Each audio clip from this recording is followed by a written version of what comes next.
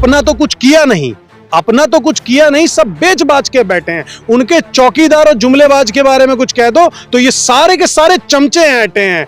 उड़नी थी चिड़िया लेकिन अंडा उड़ाए। हम और तुम कहते हैं ना चिड़िया उड़ी, ये उस घोंसले में रखा अंडा उड़ा देते हैं। इनका एक आंख मटकाने वाला बाबा, मेरी आंखें आज भी उसको तलाश रही हैं।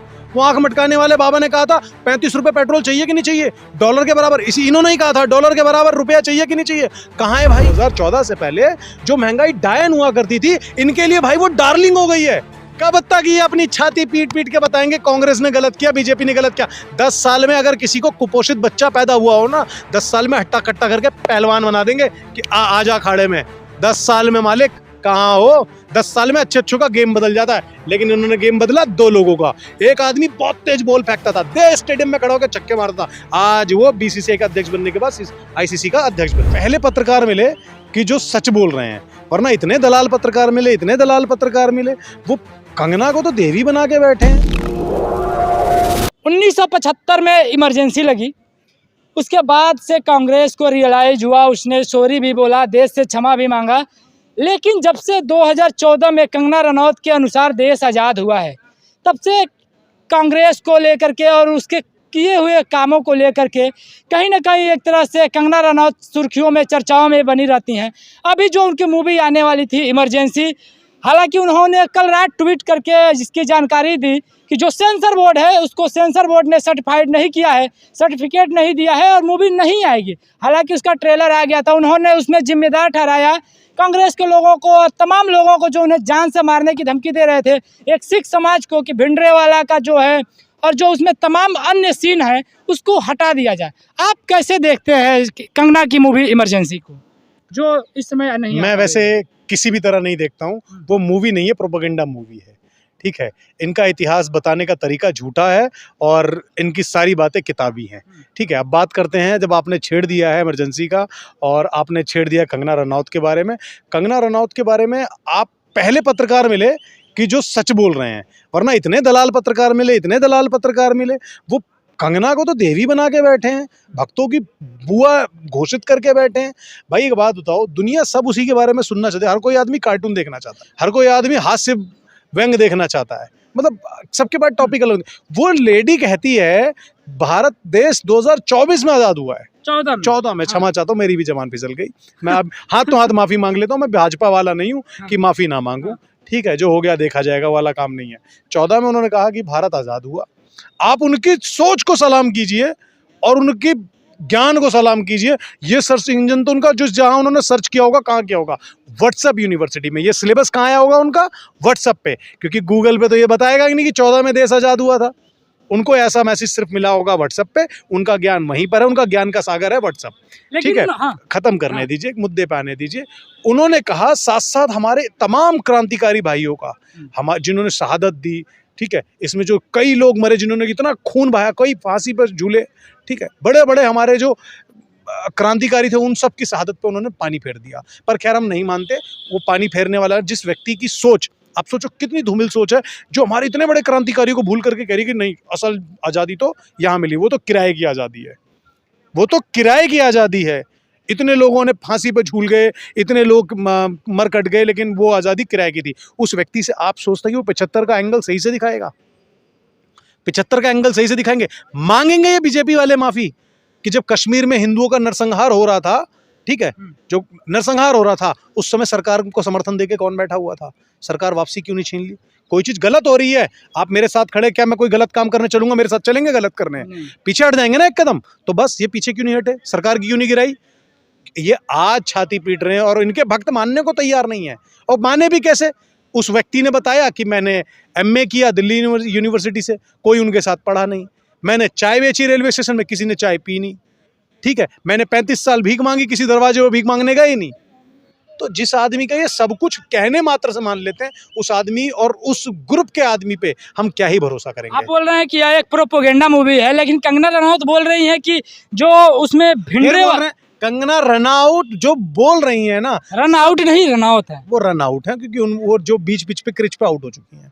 वो जिस मुद्दे के लिए आई थी, जो बात कहने आई थी, हाँ सांसद है। क्या काम कर रही है मंडी से पिछले 6 महीने में? वो क्या मंडी के लिए कर रही हैं? वो उन्हें मुद्दे उठाने चाहिए थे पिछले ऐसे आराम से उठाया जा सकता था। मैंने एज ए सांसद होते हुए मंडी के लिए ये काम किया, ये काम करूंगी, जैसे हर आदमी सब अब संसद में अपनी स्पीच देता है, तो उन्होंने सब मंडी के लिए क्या स्पीच पकड़ाई?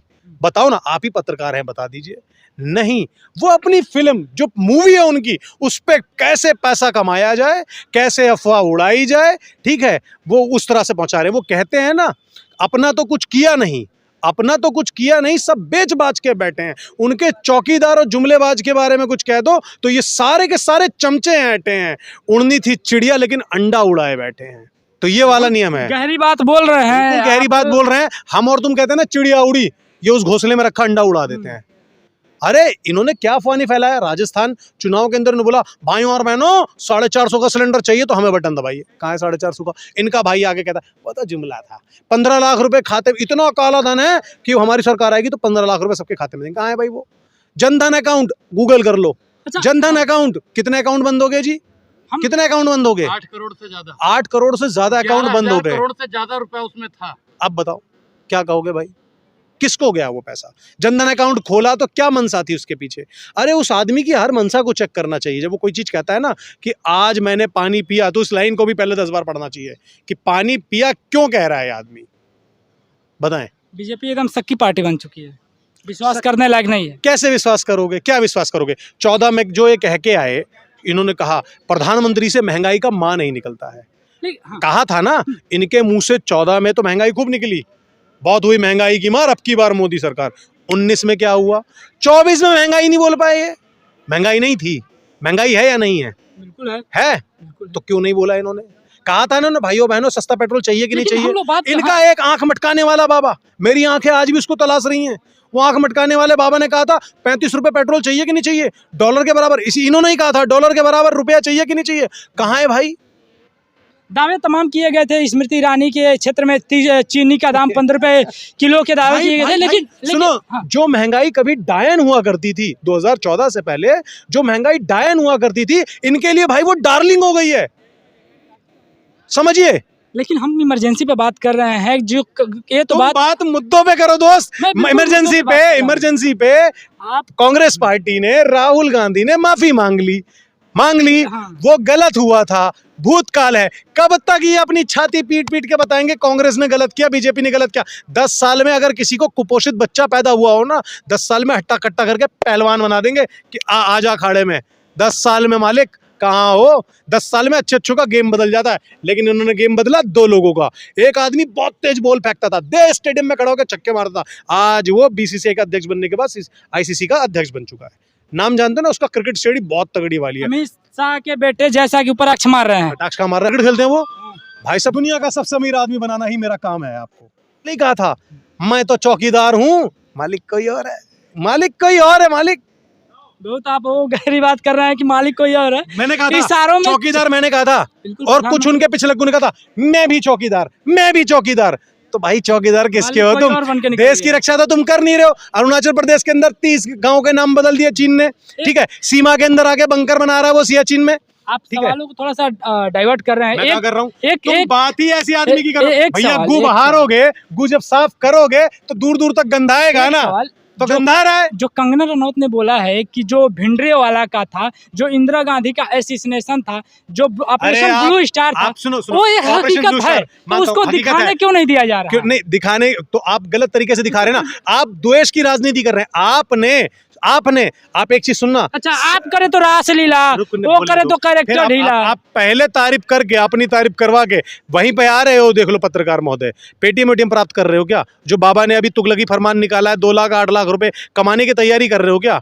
मत कमाओ, आवाज बनो, चौथा स्तंभ बनो लोकतंत्र का, वहीं बात करो, ठीक है। अच्छा, अब मुद्दे पे आओ। तुमने बताया सरकारी और सरदारी में अंतर मैं समझाता हूं। सरदारी वो है जब आप पहुंचोगे ना गुरुद्वारे पे, भूखा नहीं लौटना पड़ेगा। और ये जो सरकारी है ना, तुम्हें ही लूट के, तुम्हारे शरीर से खून निकाल के 5 किलो राशन देके 100 बार ताना मार के बताएगी 5 किलो राशन लेते हो कि नहीं लेते हो। सरकारी और सरदारी में ये अंतर है। इनके अस्पतालों में जाओगे धक्के खाओगे, और सरदारी अस्पतालों में जाओगे ना फ्री डायलिसिस पाओगे। आश्रम पे आ जाओ, यहीं दिखवा दूंगा मैं तुम्हें। महारानी बाग से मुड़ते हैं जब, कोने पे आश्रम पे है, तो हम मानते हैं कि सरदार कितना सरदार है और ये सरकार कितनी है सरदार है, हम अच्छे से जानते हैं। ये दृष्टिकोण बनाने में लगे पड़े, ये पगड़ी बांधने वाले सारे खालिस्तानी है। बताया था ना इन्होंने कि जो सिंधु बॉर्डर बैठे हैं, यहाँ बैठे हैं, कौन है? खालिस्तानी है। सपोर्ट कहाँ से? फंडिंग। अरे अपना हक और अधिकार मांगना, सीधा आतंकवादी घोषित कर दोगे। ये जो लोग हैं जिनसे हम बात कर रहे हैं, आपको लगता होगा कि ये पॉलिटिकल हैं, लेकिन मैं आपको बता दूं कि ये किसी भी पार्टी से ताल्लुक़ नहीं रखते हैं, ये कोई भी पॉलिटिकल लोग नहीं है, ये नॉन पॉलिटिकल लोग हैं। और इनका कहना यह है कि जो मूवी आ रही है इमरजेंसी कंगना रनौत की, वो कहीं ना कहीं एक बाइसनेस को दर्शाती है, एक तरह से वो पक्षपात करती है। आपको क्या लगता है, कंगना रनौत की मूवी पक्षपात करती है या नहीं करती है? कमेंट बॉक्स में आकर के बताइएगा। मिलेंगे किसी अगले वीडियो में, तब तक के लिए जय हिंद।